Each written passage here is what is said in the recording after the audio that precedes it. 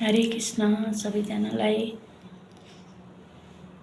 आमा जस्तो यो संसारमा अरू कोही पनि छैन। आमा छैन त संसारै शून्य हुँदो रहेछ।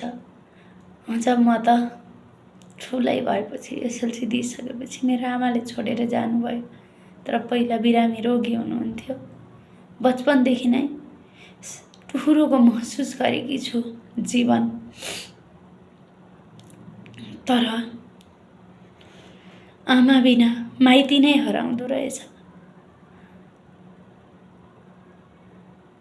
आमा शब्द त केवल भगवान मात्र, भगवान पछिको भगवान भन्दा पनि ठुलो आमा नै हुँदो रहेछ। जिउँदो भगवान भनेको आमा नै हुनुहुँदो रहेछ। त्यसैले साथीहरू म भन्छु, जिउँदो आमालाई पुज्नुहोस्। जे जति गर्नु छ आमालाई गर्नुहोस्। जिउँदो हुँदै गर्नुहोस्। मरेपछि त पाइँदो रहेनछ। मैले मेरो आमालाई सायद बचपन पनि थियो होला, मैले मेरो आमालाई बुझ्न सकिनँ, चिन्न सकिनँ। मेरो आमालाई सेवा गर्नुपर्ने समयमा सेवा गर्न सकिनँ। त्यसमै सधैँ त्यही याद बनेर खड्किरहन्छ।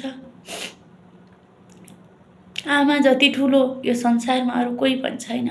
आमाको ठाउँमा अर्कालाई राखेर तुलना गर्ने ठाउँ नै छैन। किनभने आमा भनेकी आमा हुन्।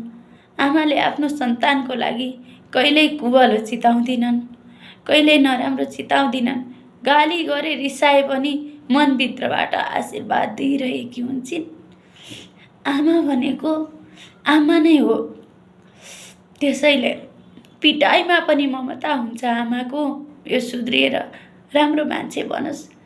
आमा यस्तो शब्द हो कि आमा बुवा भनेको अरू कसैले पनि मभन्दा ठुलो बनोस्, मभन्दा जान्ने बुझ्ने बनोस् भनेर अरू कसैले पनि चाहँदैन होला सायद मान्छेहरूले। तर आमा बुवाले मेरा सन्तानहरू मभन्दा ठुलो बनुन्, मभन्दा राम्रो बनुन्, मभन्दा हजारौँ गुणा राम्रो बनुन् भनिरहेका हुन्छन्। त्यही कर्ममा लागिरहेका हुन्छन्। त्यसैले कहिले पिट्छन् बिग्रिन लाग्यो कि भनेर, कहिले रिसाउँछन्, कहिले फकाउँछन्, कहिले फुलाउँछन्। आमा भनेको आमा नै रहेछ। आफूले घाँस काटेर आफ्नो भागमा परेको खानेकुरा पनि आमाले आफ्ना सन्तानलाई सम्झेर आधा घाँस पनि खान सक्दैनन्। मेरो सन्तान भोकै छ भनेर पोल्टामा हालेर घरमा लगेर दिएकी हुन्छन्। पूजाआजा कथामा गयो, आमाले आफ्ना सन्तानलाई नै सम्झेकी हुन्छन्, आफ्ना सन्तानलाई नै दिएकी हुन्छन्। आमा भनेको आमा रहेछ। जसले आमालाई बुझ्नु भएन, जस्तो म जस्तै आमा जिउँदो छँदा मैले बुझ्न सकिनँ, आमालाई चिन्न सकिनँ, आमालाई सेवा गर्न सकिनँ। त्यस्तै पछुतो तपाईँहरूलाई नहोस् भनेर सबैजनालाई सुझाव दिँदैछु म त। अहिले त केवल मेरी आमा सम्झनामा मात्र हुनुहुन्छ। तपाईँहरूकी त आमा काखमा हुनुहुन्छ नि, आमाको माया पाइरहनु भएको छ नि।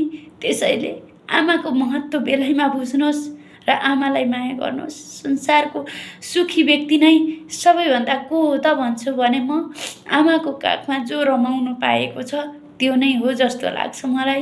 हरे कृष्ण।